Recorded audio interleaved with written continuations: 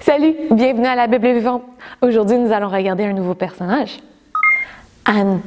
Anne était persévérante et Dieu l'a exaucée. Nous allons regarder son histoire biblique, un scalar et un chant. Commençons avec l'histoire biblique. Allons-y. Affirmatif, Saphir. Anne.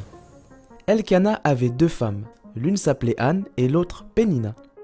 Pénina avait des enfants, mais Anne n'en avait pas. Elkana aimait Anne, même s'ils n'avaient pas d'enfants ensemble. Pénina était cruelle envers Anne, se moquant d'elle parce qu'elle ne pouvait pas avoir d'enfants. Quand Anne allait adorer le dieu à Silo, Pénina la provoquait jusqu'à qu'elle fondît en larmes et ne mangeait plus. Son gentil mari Elkana lui disait « Anne, pourquoi pleures-tu? Pourquoi ne manges-tu pas? Pourquoi es-tu si triste? Ne suis-je pas mieux pour toi que 10 fils ?»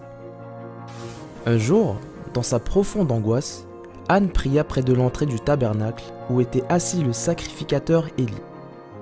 Elle pleura amèrement et fit le vœu suivant.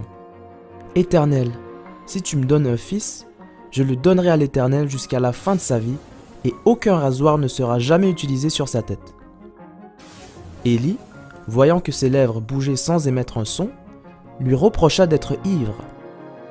Anne répondit « Je n'ai bu ni vin ni bière. Je confie mon âme au Seigneur. » Élie lui répondit « Va en paix, et que Dieu t'accorde ce que tu as demandé. » Anne n'était plus triste. Elle s'en alla et mangea. Dieu a répondu à la prière d'Anne.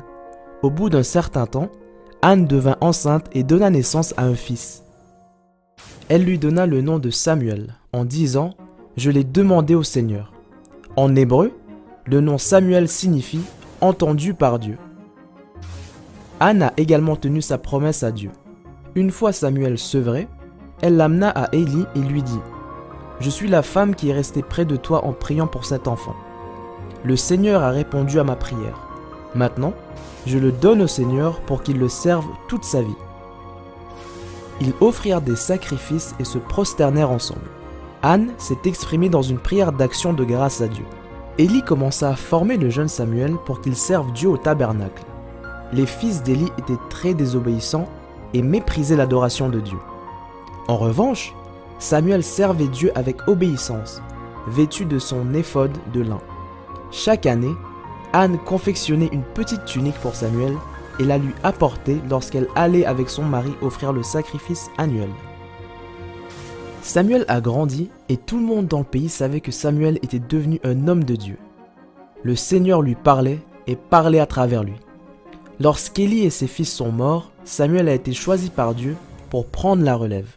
Chico, terminé.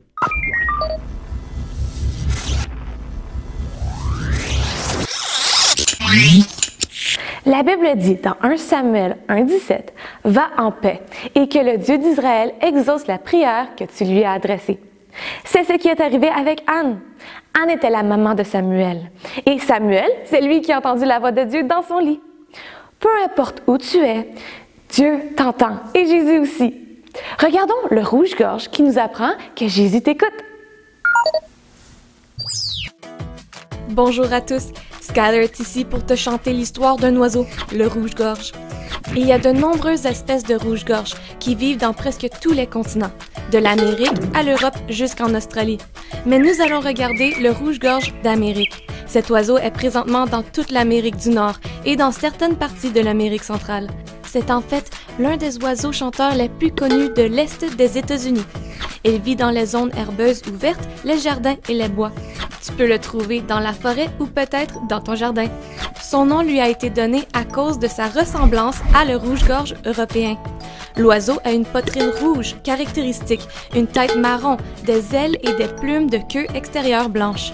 On le reconnaît à ses ailes qui battent rapidement et qui lui permettent de voler vite sur de courtes distances. Cette beauté se réveille tôt le matin pour trouver de la nourriture sur le sol et en cherchant dans la terre. Ce chanteur mange généralement des vers de terre et des baies, mais il peut aussi grignoter des insectes comme des chenilles et des sauterelles. Dans la chaîne alimentaire, ils sont en danger à cause des serpents, des faucons et des chats. Quand le printemps arrive, le rouge-gorge d'Amérique est l'un des premiers à pondre ses œufs. Il construit un nid dans les arbres ou des corniches faites de brindilles, de racines, d'herbes et de papier moulé dans une couche de boue. La femelle pond entre 3 et 5 œufs d'un bleu vif. Une fois les œufs pondus, la femelle reste dans le nid, les cachant en s'accroupissant dessus pendant 2 semaines environ. C'est le mâle qui part à la recherche de la nourriture et la rapporte pour qu'elle mange. Cette beauté a un deuxième objectif le matin. Avant et après le lever du soleil, le rouge-gorge mâle entonnera une très belle chanson caractéristique. Elle est utilisée pour proclamer son territoire et pour attirer une compagne. Il chantera toute l'année. Aimes-tu chanter? Savais-tu que tu peux chanter que ton Dieu est bon? C'est ce qu'on appelle la louange. Et quand tu es heureux ou quand tu as peur, cela t'aide à te concentrer sur le fait que tu n'es pas seul, mais que Dieu, ton Papa dans le ciel et Jésus sont là avec toi. La Bible dit « Je chanterai l'Éternel tant que je vivrai ». Cela signifie que, où que tu sois ou quoi que tu vives, tu peux simplement chanter à Dieu et lui faire savoir ce que tu vis parce que Jésus t'écoute. Jésus est toujours là avec toi. Il l'a promis avant de monter au ciel. Peu importe où tu es, Dieu, ton Papa dans le ciel, t'entend. Et Jésus aussi. Et il écoute et répond. Chantons Philippiens 4,13 ensemble. Saphir pour la Bible vivante. Terminé?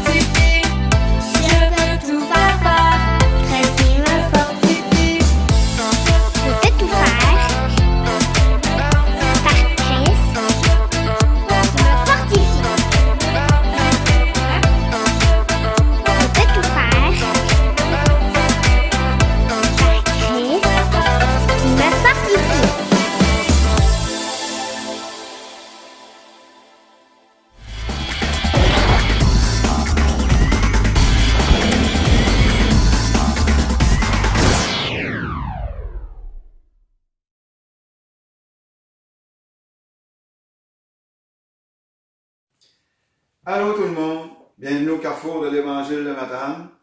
Ce matin, vous allez recevoir une louange, mais vous allez surtout y participer. Parce qu'il y a quelques chants que je ne vais peu ou pas chanter. Je vous laisse, vous recevez comme un karaoké ce matin. Donc, en partie, il y a 5 chants, il y en a 2, le deuxième et le quatrième, où je vais vous laisser beaucoup d'espace pour vous exprimer. Et le Seigneur aime qu'on s'exprime. Donc, que la louange vienne de votre cœur. C'est pas une question de talent, de savoir chanter. Vous aurez l'occasion de pouvoir vous reprendre, vu que c'est sur Facebook, puis de essayer de faire une meilleure performance si vous voulez. Mais le Seigneur n'est pas à la performance. Le Seigneur regarde au cœur. Et puis réjouissez-vous ce matin et louez-le de tout votre cœur. Donc, le premier, on le fait ensemble.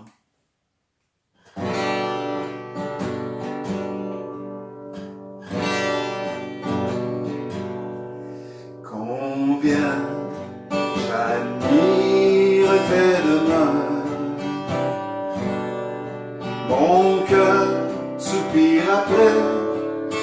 Seigneur.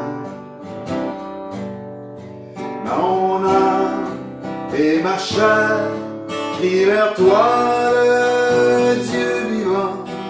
Tu es mon Dieu et mon roi.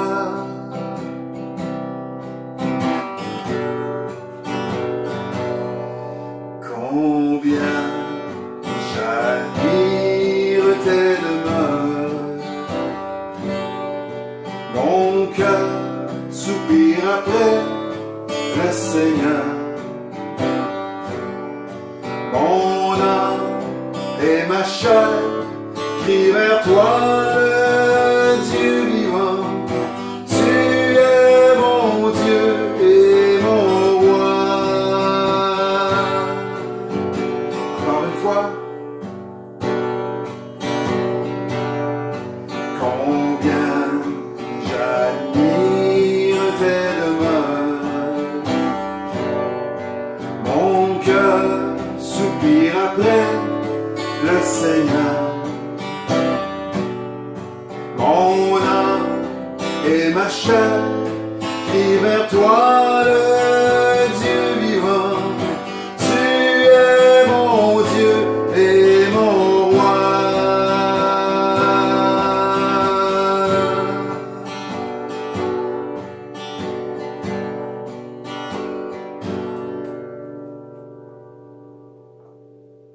Oui, Seigneur. Alléluia, tu es mon Dieu et mon roi. On va chanter le grand Dieu créateur, c'est le titre du chant. Je vais le jouer avec douceur.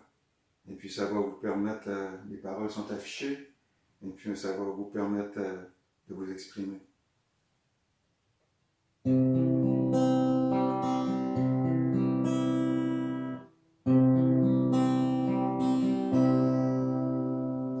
me tiens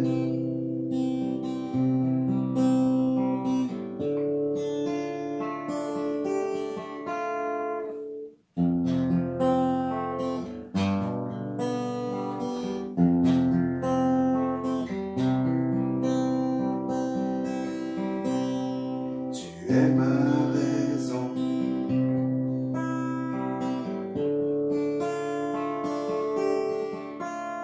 Seigneur,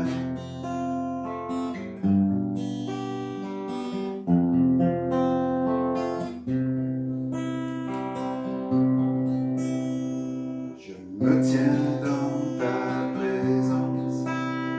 Je veux chanter pour toi un chant d'amour et de louange pour tout ce que tu as fait pour moi. Tu es ma raison de vivre.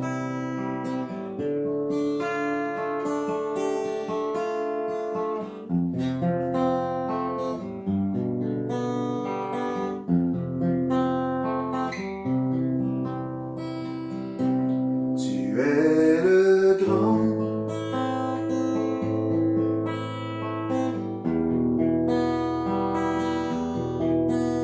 Dans le tombeau, mon Seigneur,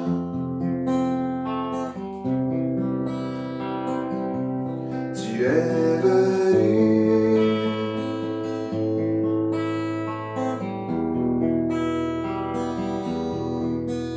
Maintenant, je peux marcher avec toi la nuit, le jour. Je me tiens dans ta présence.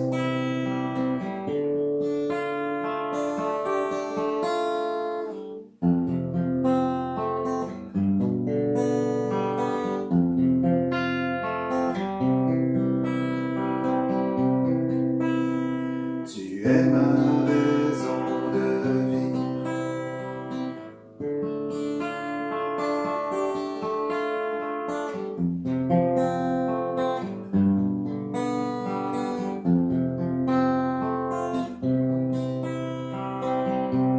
Tu es le grand Dieu créateur, l'agneau ressuscité.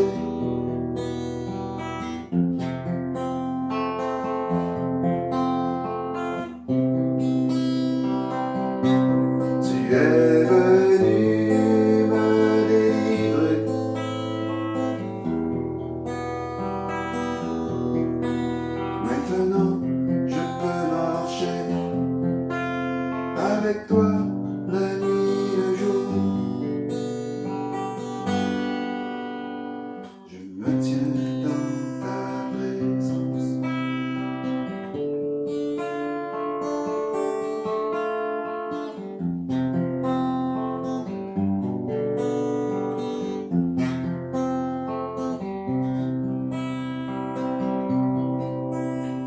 Tu es ma raison de vivre.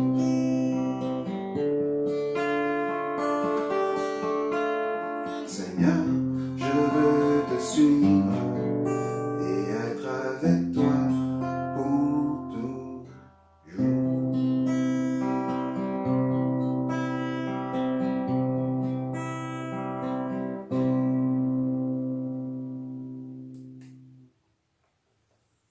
Amen. Vous m'enverrez des commentaires sur Facebook. Amen. Merci Seigneur. Alléluia. Merci Seigneur Jésus.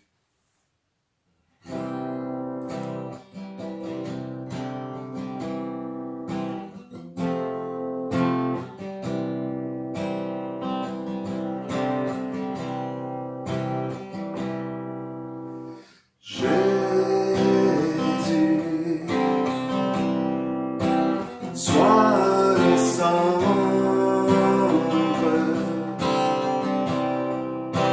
sois ma lumière, sois ma source, Jésus.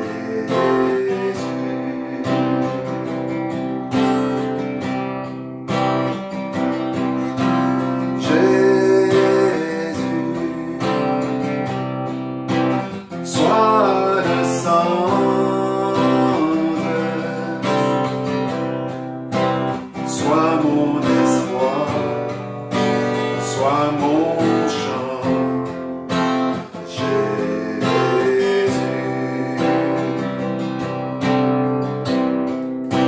Sois le feu dans mon cœur, sois le vent dans ses bois, sois la raison de ma vie, Jésus, Jésus.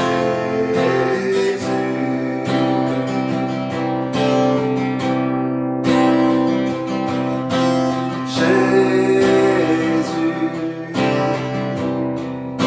sois ma vision,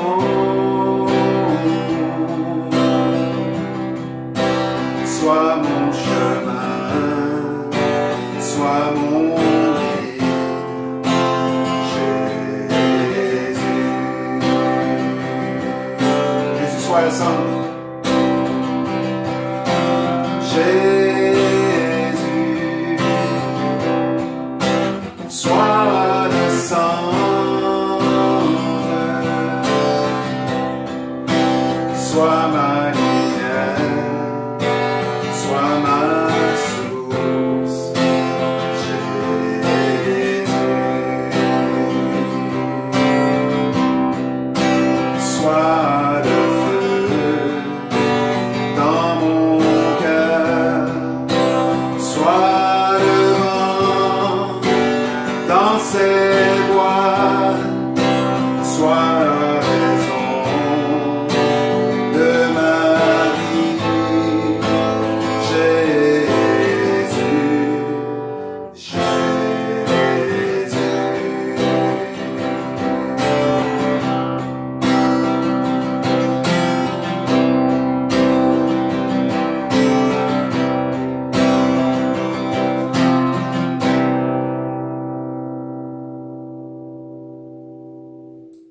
Amen. Amen. J'ajuste la guitare pour être à une tonalité chantant mes garçons et filles. Pour les garçons, ça fait un peu bas, mais pour les filles, ça doit être pas mal bien.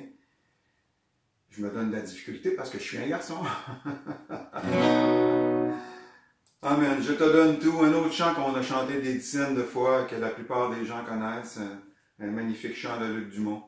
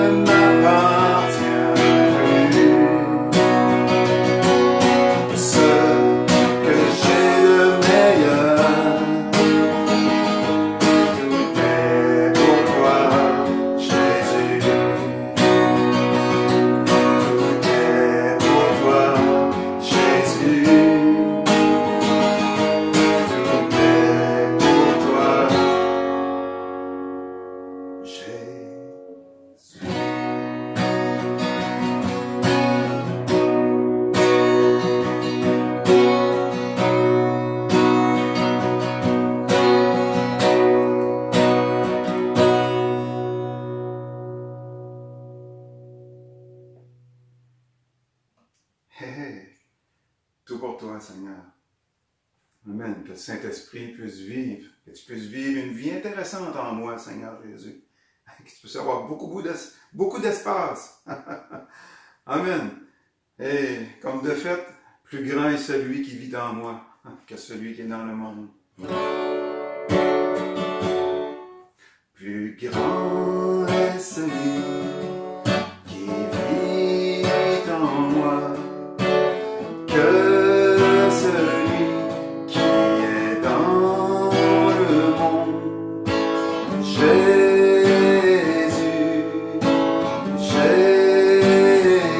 source de vie.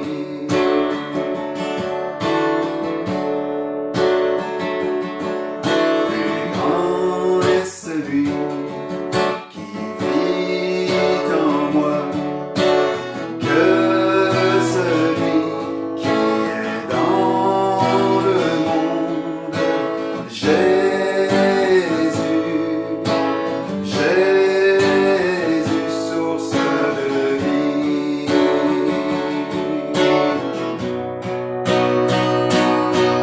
Plus grand est celui qui vit en moi que celui qui est dans le monde. Jésus, source de vie.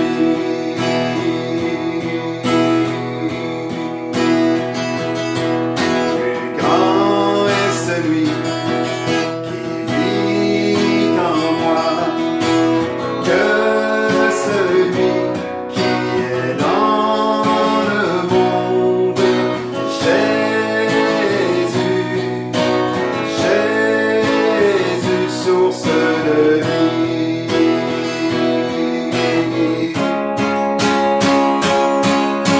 Plus grand est celui qui vit en moi que celui qui est dans le monde. Jésus, source de vie.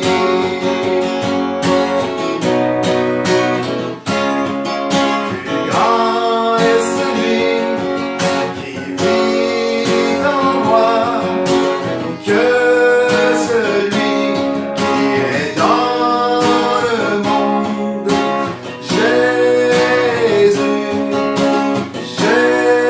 Jésus, source de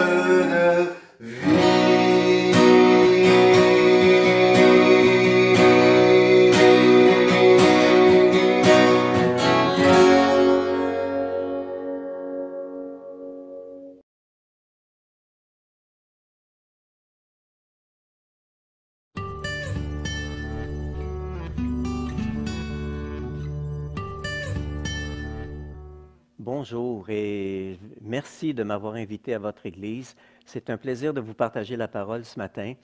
Et je vous encourage à prier pour votre pasteur parce que vous savez, avec cette situation de pandémie, la tâche a été beaucoup plus ardue et probablement que votre pasteur a travaillé beaucoup plus d'heures à chaque semaine et je suis convaincu qu'il fait un bon travail. Gardez-le en prière, encouragez-le dans ce sens-là. Ce matin, je voulais vous partager quelque chose. Un passage de Jésus qui dit « Je vous donne ma paix » et je veux parler ce matin des pensées qui nous volent sa paix.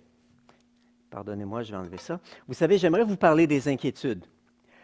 D'où viennent les inquiétudes? On pense souvent que les inquiétudes viennent des situations qui nous arrivent. Et on essaie de changer les situations.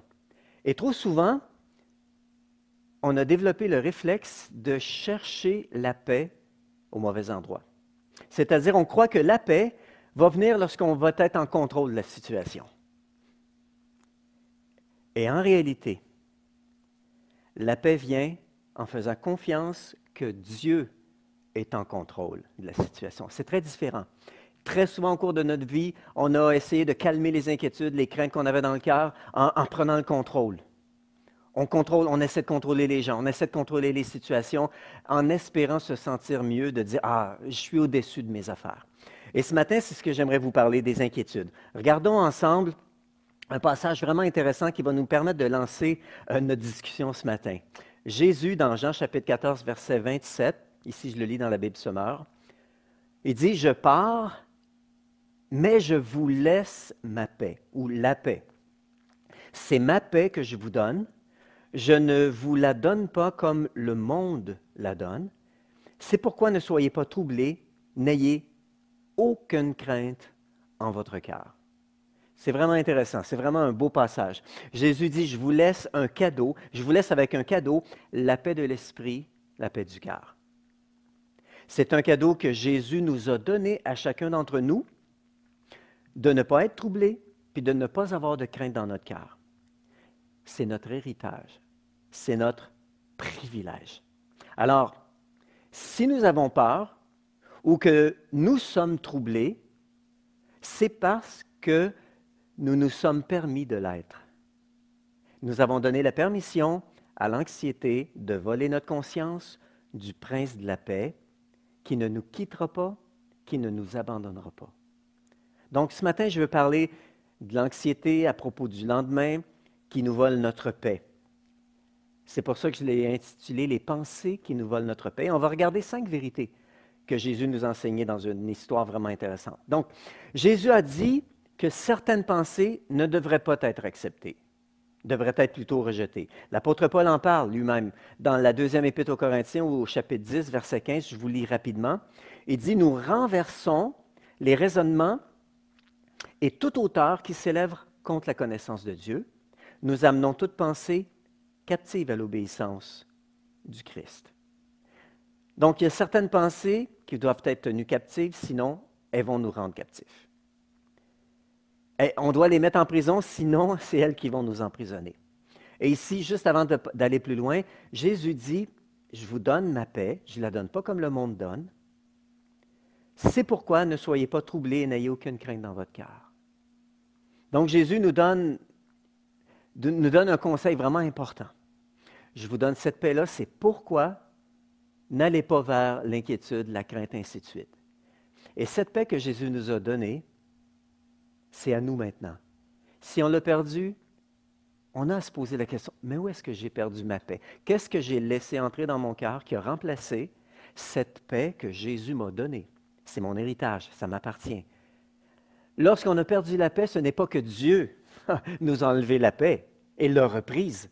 C'est qu'à quelque part, nous avons laissé quelque chose remplacer cette paix-là. Regardons ensemble un passage ou une histoire vraiment intéressante. On parle de différentes vérités, on va en voir 5 ce matin. Très terre à terre. La première vérité, c'est que c'est déraisonnable de s'inquiéter. Jésus enseigne ici dans Matthieu 6 au verset 25 et les versets qui vont suivre. « C'est pourquoi je vous dis, ne vous inquiétez pas de ce que vous mangerez et boirez pour vivre, ni ce dont vous habillerez votre corps. La vie n'est-elle pas plus que la nourriture et le corps plus que le vêtement? » Ici, Jésus nous invite à remettre les choses en perspective. Il nous parle de la vie. Donc ici, ce que Jésus est en train de dire, la vie est importante, notre corps, le corps que Dieu nous a donné est important. Ces choses-là sont plus importantes que tout ce qui va meubler autour. Ce sont des choses, ce sont des trésors. Et ici, déjà dit Dieu, Jésus dit, c'est déraisonnable de s'inquiéter, puis on va voir pourquoi. On continue. Et ici, Jésus utilise 2 exemples de la nature, les oiseaux, les fleurs. Regardez, au verset 26, les oiseaux du ciel. Ils ne sèment pas, ne moissonnent pas, ils ne ramassent rien dans des greniers, et votre Père céleste les nourrit. Ne valez-vous pas beaucoup plus qu'eux?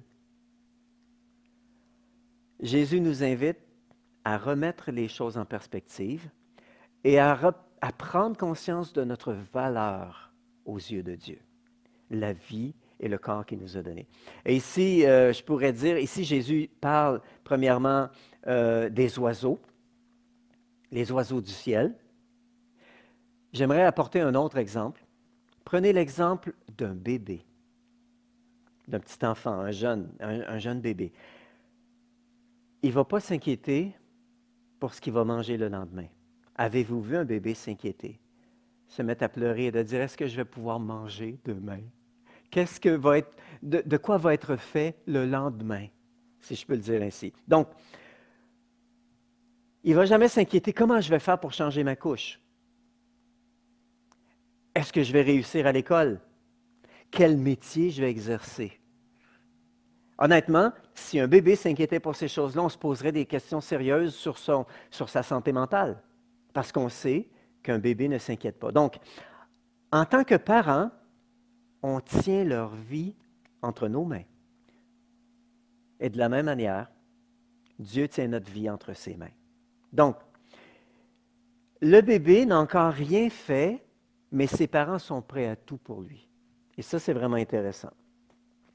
Donc, si c'est déraisonnable pour un bébé de s'inquiéter, c'est déraisonnable aussi pour nous de s'inquiéter de la même manière. Continuons dans le texte. Et on arrive à ce fameux passage au verset 27. Qui de vous, par ses inquiétudes, peut ajouter un instant à la durée de sa vie? Ou dans la version Louis II, qui de vous peut ajouter une coudée, cette longueur? Imagine marcher. La longueur d'une coudée, on la marche en une fraction de seconde. Qui de vous peut ajouter une fraction de seconde à sa vie en s'inquiétant? En réalité, la question à se poser, est-ce qu'on réalise que Dieu n'a besoin d'aucune aide pour s'occuper de notre lendemain, de notre avenir? Dieu n'a besoin d'aucune aide. Et il n'a pas non plus besoin de nos inquiétudes. Donc, non seulement c'est inutile, parce qu'ici, la deuxième vérité, c'est que de s'inquiéter, c'est inutile. Et c'est ce que Jésus nous montre. Qui de vous, par ses inquiétudes, va ajouter une fraction de seconde à sa vie? Personne, c'est ça la réponse. Donc, non seulement c'est inutile, mais en plus, c'est dommageable pour notre santé de s'inquiéter de cette manière-là. Donc, en plus que je dirais même en plus, c'est en dehors de notre juridiction, c'est-à-dire, ce n'est pas notre mandat. Donc, nous n'avons aucun pouvoir en ce sens, Dieu ne nous accorde aucun pouvoir en ce sens que par mes inquiétudes, je m'inquiète du lendemain, comment je vais faire, que je vais rallonger la durée de ma vie, pas du tout. En réalité, ça revient à mal utiliser notre temps, puis à dépenser notre énergie pour rien. J'ai juste une citation que j'ai trouvée intéressante. Je vous la cite telle quelle. L'inquiétude amène la vieillesse avant le temps. Autrement dit, l'inquiétude raccourcit notre vie, nous amène dans la vieillesse beaucoup plus rapidement qu'autrement. Donc, cette deuxième vérité, les inquiétudes, c'est inutile. C'est pas moi qui le dis, c'est Jésus. Vous ne pouvez pas rallonger une fraction de seconde de votre vie par les inquiétudes. Continuons. Une troisième vérité, s'inquiéter, ce n'est pas naturel. Jésus continue encore avec la même pensée au verset 28. Et pourquoi vous inquiétez au sujet du vêtement? Étudiez comment poussent les plus belles fleurs des champs. Elles ne travaillent pas et ne tissent pas. Cependant, je vous dis que Salomon lui-même, dans toute sa gloire, n'a pas eu d'aussi belle tenue que l'une d'elles. C'est intéressant ici, Jésus cite Salomon qui a été le roi le plus prestigieux de toute l'histoire d'Israël. Je dirais le roi le plus riche, le roi qui a développé le plus de choses. Salomon, qui était considéré comme le roi le plus opulent, si je peux le dire. Et Jésus utilise son exemple. Il dit, même Salomon n'a pas été vêtu comme Dieu a créé une simple fleur. Donc, avez-vous vu un oiseau s'inquiéter de ce qu'il va manger le lendemain? Est-ce qu'il y aura des insectes le lendemain? Non, les oiseaux se réveillent le matin, pleins de confiance, et trouvent leur nourriture. La nature ne s'inquiète pas. Et ici, on parle des fleurs. Ce n'est pas naturel de s'inquiéter. C'est ce qu'on voit ici dans ce passage-là. C'est ce que Jésus souligne. Il prend l'exemple de la nature. Autrement dit, lorsqu'on lit ça, on voit clairement que Dieu ne nous a pas créés pour nous inquiéter. S'inquiéter, pour moi, c'est comme voir le lendemain comme si notre Père céleste n'existait pas. Ça ressemble à ça, s'inquiéter. Ça revient à moi. Comment je vais faire? Comment je vais me débrouiller? Qu'est-ce qui va m'arriver? Alors, c'est comme si je regarde le futur sans la présence de mon Père céleste qui est rempli de bonté. Donc, c'est de s'imaginer un monde sans notre Père céleste qui prend soin et qui pourvoit nos besoins. J'ai lu une autre citation que j'ai trouvée intéressante concernant l'inquiétude. L'inquiétude est une mauvaise utilisation de l'imagination. On s'imagine plein de scénarios qui n'arriveront jamais. Je me souviens d'avoir lu un texte d'un homme politique du passé qui a vécu, je ne me souviens pas même si c'était Churchill, mais qui disait « J'ai eu beaucoup de problèmes dans ma vie, mais la majorité ne sont jamais arrivés. » Sous-entendant, je ne m'inquiétais pour rien. Je me faisais des images, des scénarios qui ne sont jamais arrivés. Donc, troisième vérité, s'inquiéter, ce n'est pas naturel. L'inquiétude, c'est une mauvaise utilisation de notre imagination. Simple, mais quand on ne prend pas le temps de regarder ces textes-là, c'est ce qu'on voit ici, dans ce texte-là. On continue. Une quatrième vérité que Jésus a voulu vraiment nous enseigner.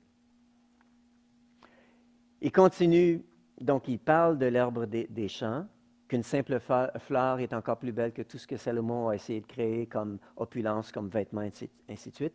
Et Jésus continue en disant, si Dieu habille l'herbe des champs, qui existe aujourd'hui et qui demain sera jeté au feu, donc qui existe pour un temps court, ne fera-t-il pas bien plus volontiers pour vous? Ne le fera-t-il pas bien plus volontiers pour vous, gens de peu de foi? Ne vous inquiétez donc pas et ne dites pas, que mangeons-nous? Que boirons-nous? Avec quoi nous habillerons-nous? On voit ici une troisième vérité vraiment importante. S'inquiéter, ce n'est pas nécessaire. S'inquiéter, ce n'est pas nécessaire. Donc, si Dieu prend soin des oiseaux, si Dieu prend soin des plantes, s'ils sont précieux pour lui plutôt, s'ils n'ont pas à s'occuper du lendemain, alors si Dieu prend soin des plantes, des fleurs, à plus forte raison, il va prendre soin de ceux pour qui il a sacrifié son Fils. Pour toi, il a sacrifié son Fils. Et ce matin, à travers ce texte, il est en train de te dire, de s'inquiéter n'est pas nécessaire parce qu'il prend soin de toi. Donc, une autre citation que j'ai trouvée intéressante concernant l'inquiétude, les soucis tuent plus rapidement que le travail.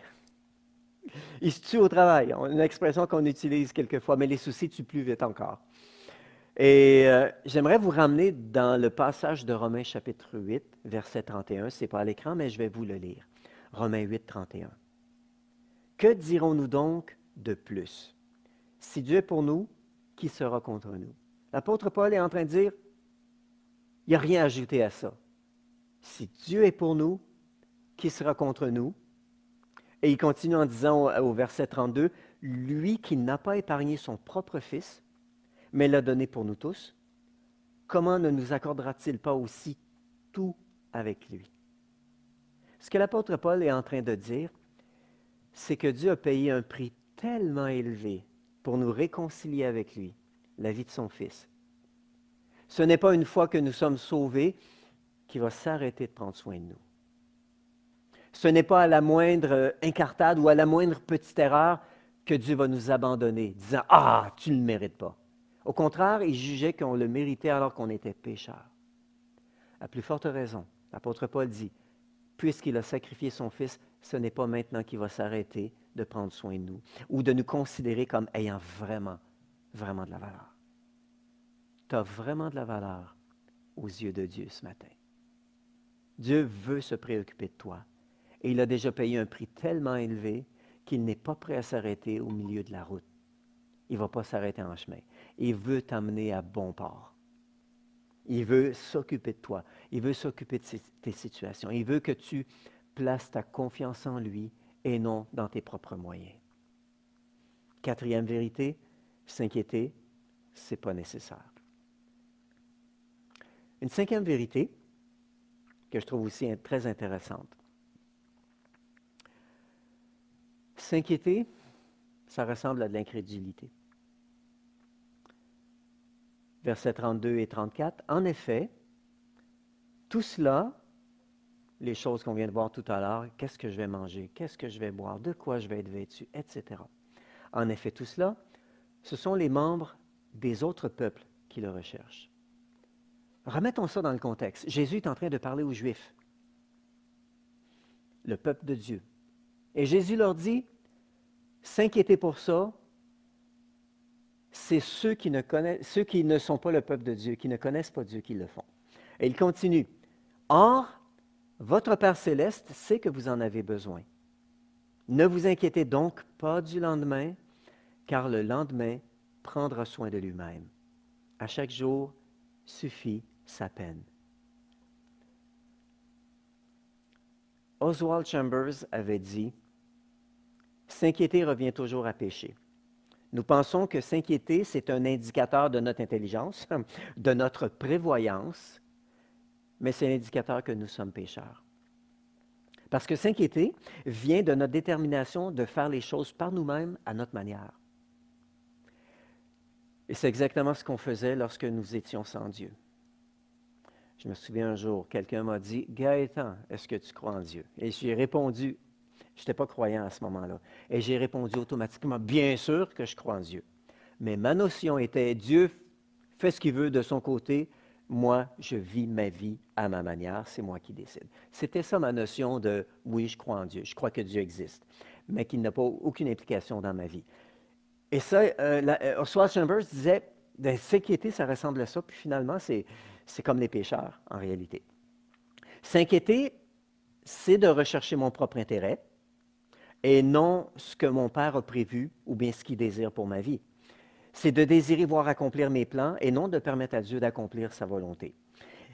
En réalité, les inquiétudes sont un indicateur de qui est en contrôle de ma vie. Comme je l'avais mentionné au début, on a trop souvent développé le réflexe, l'habitude de calmer nos inquiétudes en prenant le contrôle d'une situation. Et Jésus nous dit, la paix va venir en réalisant que Dieu est en contrôle de la situation. Les inquiétudes sont un indicateur de qui est en contrôle de ma vie. L'incrédulité, c'est le péché qui peut nous empêcher d'entrer au ciel. On a vu ça dans la parole de Dieu. Je ne veux pas dire que s'inquiéter va nous empêcher d'entrer au ciel, absolument pas. Mais Jésus dit que s'inquiéter, ici, c'est de l'incrédulité. Donc, s'inquiéter, comme on avait vu tout à l'heure, s'inquiéter, c'est déraisonnable. S'inquiéter, ce n'est pas naturel. S'inquiéter, c'est inutile.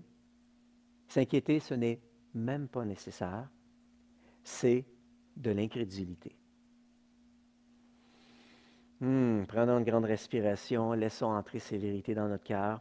Mais voici, en terminant ce que Jésus raconte, voici la solution. Et c'est ce qui est le plus important.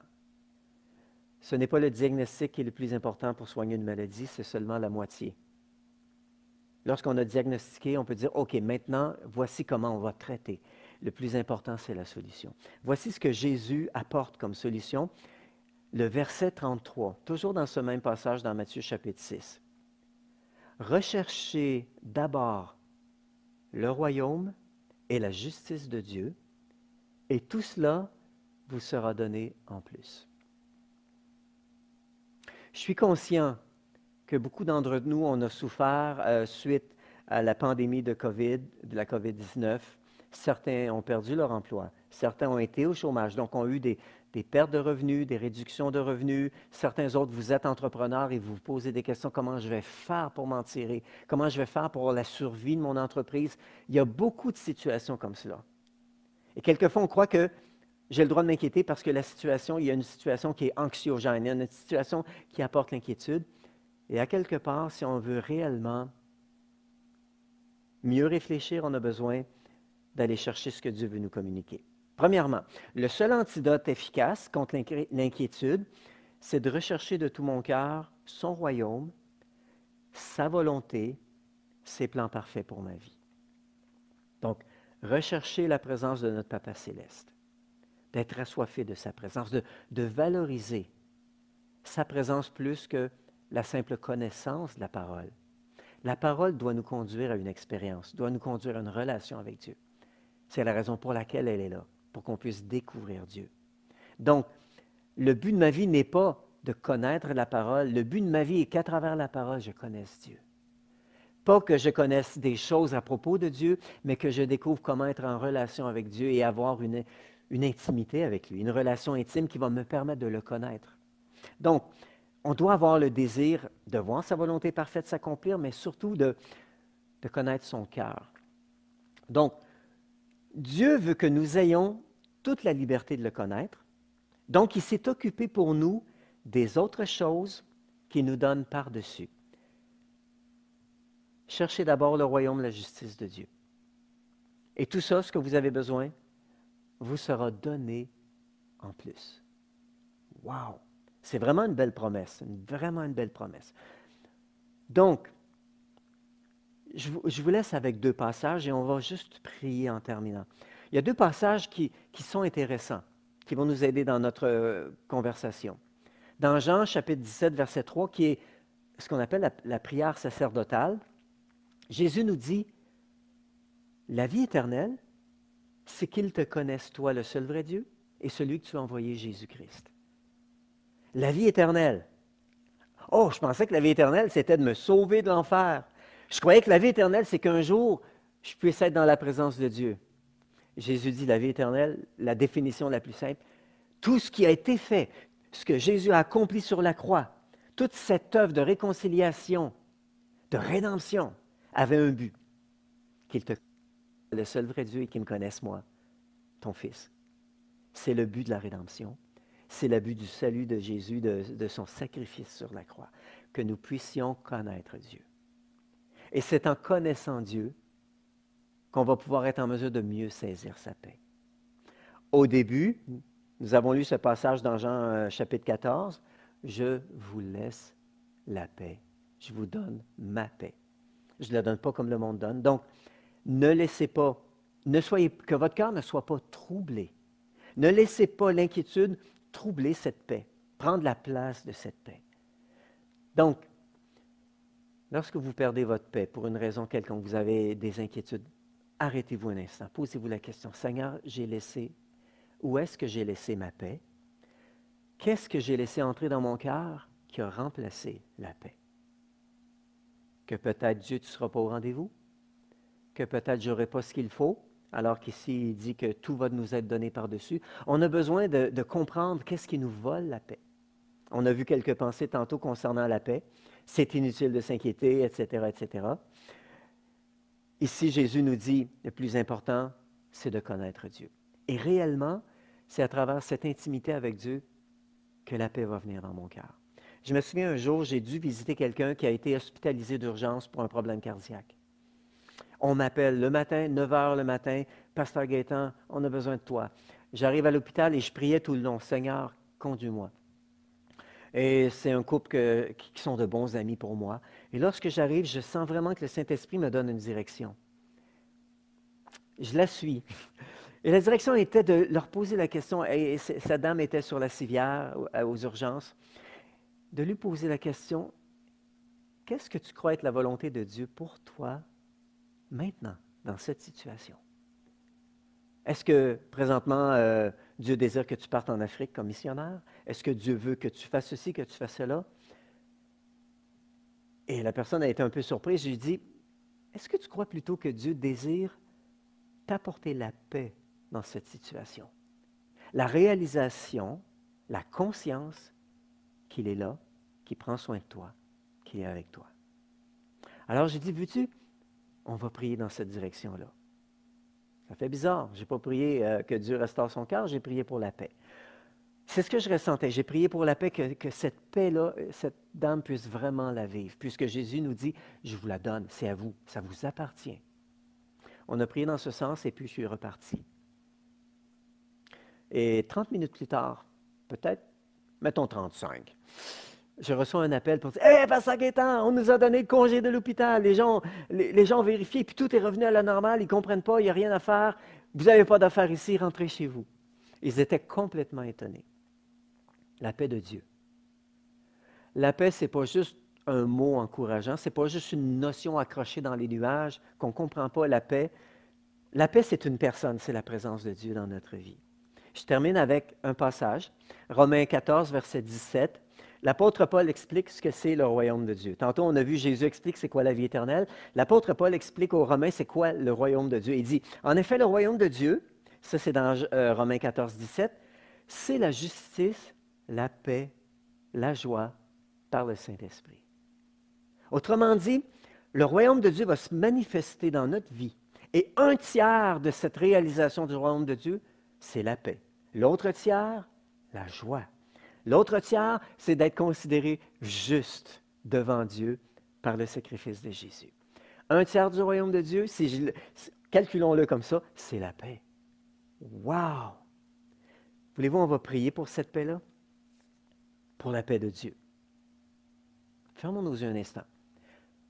Mettez votre main sur votre cœur. Mettez votre main sur votre cœur. Et disons, Seigneur Dieu, je viens de comprendre quelque chose. Seigneur, la paix, c'est une personne. Jésus, je viens de comprendre que tu dis clairement que tu m'as donné cette paix. Elle m'appartient, c'est mon héritage. Et si je ne l'ai plus, c'est que j'ai permis à autre chose de prendre la place. Alors, je prie pour chacun de ceux qui m'écoutent, viens Saint-Esprit maintenant, nous révéler dans nos vies ce qui nous vole cette paix. Et viens Saint-Esprit déverser à nouveau cette paix. Seigneur Dieu, Papa Dieu, viens déverser dans nos vies cette réalisation que tu es là, cette conscience de ta présence, que tu es bon, que tu veux prendre soin de nous et que tout ce qu'on a besoin pour la vie, tu veux nous le donner par-dessus et que nous, tu nous invites à juste rechercher ton royaume, ta présence, ta justice. Et toi, tu vas t'occuper du reste. Alors, Père, je prie par ton Saint-Esprit de venir déverser la paix dans le cœur de chacun de ceux qui t'écoutent. Et que suite à cette paix céleste que tu viens déposer dans nos cœurs, que tu puisses les diriger, que tu puisses leur révéler ce que tu mets à leur disposition, que tu puisses révéler tes plans parfaits pour nous, que tu puisses révéler les stratégies, que tu puisses révéler des directions pour que nous marchions dans ta pleine volonté. Ta pleine volonté, c'est de prendre soin de chacun d'entre nous. Alors merci Saint-Esprit de déverser ta paix dans nos cœurs. Et je te prie dans le nom de Jésus. Amen et Amen. Amen. Que Dieu vous bénisse abondamment. Passez une belle semaine. Ça a été un plaisir d'être avec vous ce matin. Soyez bénis.